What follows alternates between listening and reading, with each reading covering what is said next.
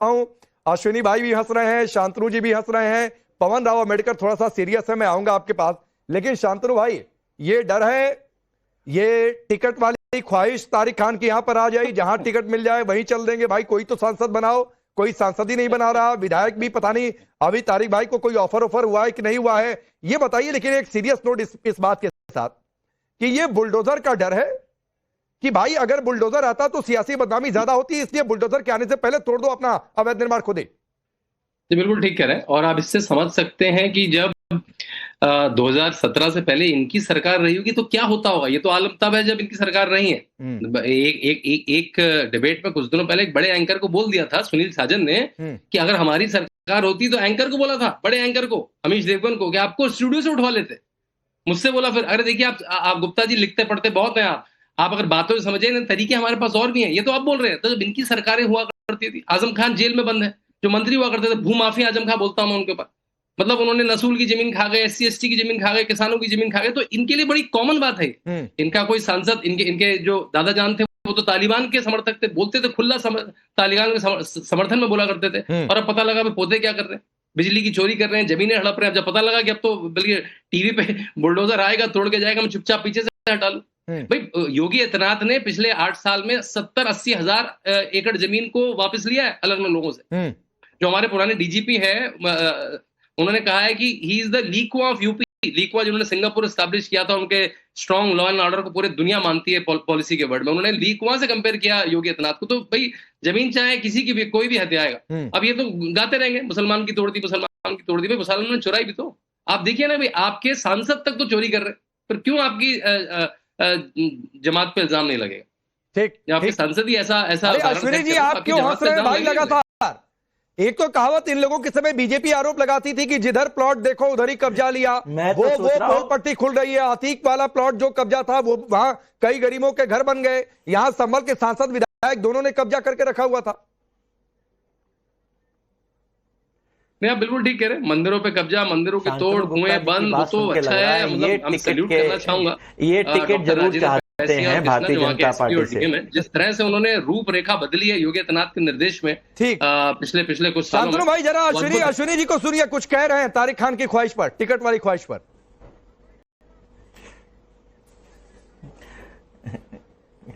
मुझे लगता है जिस हिसाब से शांतनु जी कसीदा गढ़ रहे हैं योगी आदित्यनाथ जी के, मुझे लगता है ये टिकट के जरूर आक्षी हैं, इनको टिकट के जरूर उम्मीद लगी बैठी होगी। और रही बात भारतीय जनता पार्टी की कि दूसरों के तो ख्वाबों की भी लेते हैं तलाशी। शांतनु जी मैंने आपको सुना, मेरी बात सुन लीजिए, थोड़ा सा मेरा बोलने का टाइम है कि दूसरों के तो ख्वाब की भी लेते हैं तलाशी, अपने गिरेबान में झांका नहीं जाता। अरे सबसे बड़ी चोर भारतीय जनता पार्टी, जो वोट चोरी करके संसद भवन में बैठी हुई है, पार्लियामेंट चला रही है, वो चोरी की बात कर रहे हैं, वो करप्शन की बात कर रहे हैं, जहां पर सारे नेता उनकी वॉशिंग मशीन में धुल जाते हैं। अभी राकेश पांडे जी एक प्रोसेस बता रहे थे, भारतीय जनता पार्टी में आने के लिए आपको ये करना पड़ेगा, ये करना पड़ेगा, फिर ऐसे करो, फिर काम करो।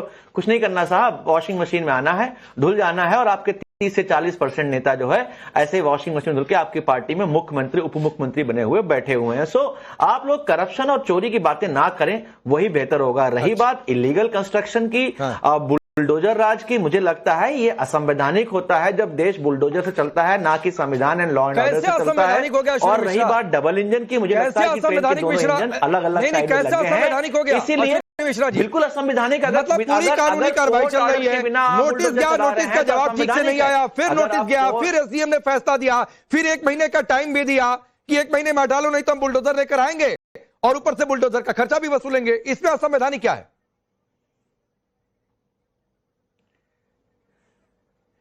राकेश जी मैं बोल रहा हूं, इन जनरल जो बुलडोजर राज चल रहा है, इन जनरल नहीं, बाबा का इन जनरल नहीं। अगर आप इन जनरल की बातचीत करते हैं तो एक तस्वीर आपको दिखाता हूँ। अश्विनी मिश्रा, अगर आपको इन जनरल बातचीत करना है, नहीं रुक जाइए, अगर आपको इन जनरल बातचीत करना है, तस्वीर रखिए रायबरेली की। आपको इन जनरल करना है ना बात, तो मैं इन जनरल पर आता हूं, आपके हिस्से से आता हूं। ये तस्वीर देखिए, रायबरेली में राहुल गांधी पहुंचे हैं, वहां पर एक पोस्टर लगा हुआ है, पोस्टर में बीचों बीच ब्रह्मा विष्णु महेश की तस्वीर लगाई गई है, मतलब ऐसा रेखांकित किया गया है। इसमें राहुल गांधी जी ब्रह्मा जी के तौर पर दिखाए गए हैं, एक और तेजस्वी यादव हैं श्री विष्णु के तौर पर, दूसरी ओर अखिलेश यादव हैं, वो हैं भगवान शिव के तौर पर उनको दिखाया गया है। तो इन जनरल बातचीत तो राम मंदिर का विरोध आप करेंगे, आप पोस्टर में त्रिदेवी भी आप लोग दिखाएंगे, तो आइए इन जनरल करिए फिर। राकेश जी, पांडे जी, अगर राम की बात करनी है, मैं आपसे अभी बैठ के बात करता हूं। हमने राम का विरोध कभी नहीं किया। राम सर्व संपन्न है, सर्वगुण है, सर्वव्यापी है। बात निर्गुण भगवान, सगुण भगवान की होती है। राम की बात का विरोध कभी नहीं था। विरोध था जो राम मंदिर का इनॉग्रेशन था, वो भारतीय जनता पार्टी ने मोदी जी का इवेंट बना दिया, उसका विरोध था। और निर्गुण सगुण पर ज्ञान ले रहा होगा। आप राम का विषय लेकर के आए नहीं, महात्मा को बुला लूंगा, विषय लेके आए और ना, उससे मैं जान लूंगा कि निर्गुण रूप क्या होता है, सगुण रूप क्या होता है। राम का विषय लेकिन राम मंदिर को लेकर आपने जैसे पॉलिटिक्स की, इस पोस्टर की जरूरत क्यों पड़ गई? मैं तो राम का विषय लेके नहीं आया। अरे तो इस पोस्टर, मैंने ये पोस्टर लगा दिया, आपकी पार्टी के नेता ने पोस्टर लगाया। हम सब हिंदू हैं, हम सब हिंदू। पांडे जी, मैं जवाब दूं आपकी बात? बोलिए बोलिए। ये पार्टी के कार्यकर्ताओं नेताओं का प्यार है, सभी हिंदू धर्म के, और हिंदू धर्म हमारे मान्यताएं होती हैं, हमारे हिंदू धर्म में मान्यताएं होती हैं। एक ब्रह्मा विष्णु महेश, सबके अपने अपने एक नियमानुसार श्रद्धा है लोगों की, भक्त लोग हैं। जब मोदी जी को साक्षात भगवान बोलते हैं, नॉन बायोलॉजिकल बोलते हैं, तब तो आप ऐसी डिबेट नहीं करते। मोदी जी तो खुद बोलते हैं, राहुल गांधी ने तो नहीं पोस्टर लगाया, ये उनके समर्थकों ने पोस्टर लगाया। लेकिन जब मोदी जी बोलते हैं कि मैं खुद नॉन बायोलॉजिकल हूं, मैं अवतारी पुरुष हूं, मैं जन्म नहीं लिया हूं, तब तो कोई डिबेट नहीं होती उस चीज पे। राकेश त्रिपाठी, अपना आपको भगवान राम से किन भगवानों से कंपेयर करते हैं? राम मंदिर का विरोध नहीं जाएंगे, भारतीय जनता पार्टी हिंदू आस्था पर अभद्र टिप्पणियां करेंगे, लेकिन साहब ऐसे पोस्टर लगाने का भी हक हमें है, क्योंकि प्रधानमंत्री मोदी को लेकर जो उन्होंने कोट किया है, इसका रिप्लाई करिए। मुझे लगता है कि किसी भी राजनीतिक दल के द्वारा इस तरह का पोस्टर लगाया जाता है तो उसको माफी मांगनी चाहिए। आप हिंदू भावनाओं को इस तरह से ठेस पहुंचा रहे हैं, आप त्रिदेव के बराबर तुलना करने का प्रयास कर रहे हैं, अंकन करने का प्रयास कर रहे हैं। और ऐसे लोग जो लगातार हिंदू धर्म का अपमान करने की चेष्टा करते हो, रामचरितमानस को फाड़ने फूकने के लिए उनकी पार्टी के नेता वकालत करते हो, ऐसे लोग, उनके अंदर अगर भगवान को निरूपित करने का प्रयास किया जा रहा है तो निश्चित तौर पर यह अपमान है, किसी और कुछ नहीं है।